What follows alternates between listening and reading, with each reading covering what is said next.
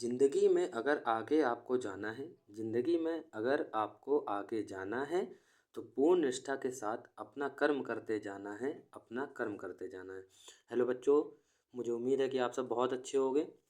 तो चलिए मैं आज आपको बताता हूँ हमारे इंडियन कॉन्स्टिट्यूशन के पार्ट थर्ड में फंडामेंटल राइट्स, जो कि बहुत इंपॉर्टेंट टॉपिक है, उसको याद करने की एक छोटी सी ट्रिक जो कि मैं आपको बताता हूँ। आर्टिकल नंबर 14 से लेकर आर्टिकल नंबर 35 तक के आर्टिकल्स को कैसे याद किया जाए। ठीक है। तो चलिए शुरू करते हैं।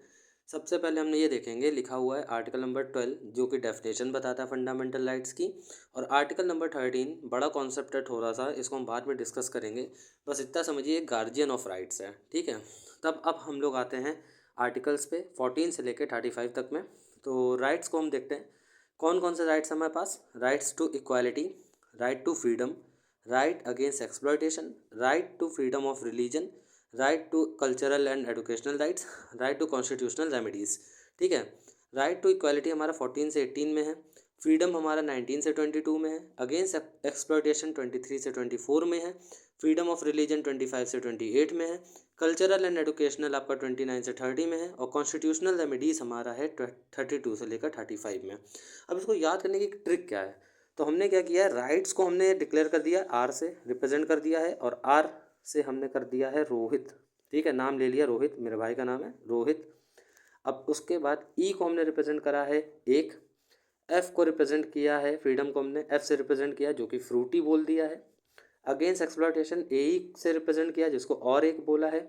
फ्रीडम ऑफ रिलीजन यानी कि एफ आर, हम लोग ने इसको फ्राइड राइस बोल दिया है। कल्चरल एंड एजुकेशन को हमने बोल दिया है सी ई यानी कि कैफे से, और कॉन्स्टिट्यूशनल रेमेडीज़ को हम लोग ने बोला है सी आर यानी कि कार में ले आओ। अब ट्रिक क्या है, पूरी ट्रिक है हमारी, रोहित एक फ्रूटी और एक फ्राइड राइस कैफ़े से कार में ले आओ। रोहित एक फ्रूटी और एक फ्राइड राइस कैफ़े से कार में ले आओ। आई होप ये ट्रिक आपको अच्छी लगेगी। इसको आप अगर 2-3 बार याद करेंगे तो आपको याद भी हो जाएगी, छोटी सी ट्रिक है। और कभी भी आप फंडामेंटल राइट्स को भूलेंगे नहीं। इक्वालिटी 14 से 18, फ्रीडम 19 से 22, अगेंस्ट एक्सप्लॉयटेशन 23 से 24, फ्रीडम ऑफ रिलीजन 25 से 28, कल्चरल एंड एजुकेशनल 29 से 30, एंड कॉन्स्टिट्यूशनल रेमेडीज 32 से 35। अब आपको आर्टिकल नंबर 31 नहीं दिख रहा होगा, 31 कहाँ गया?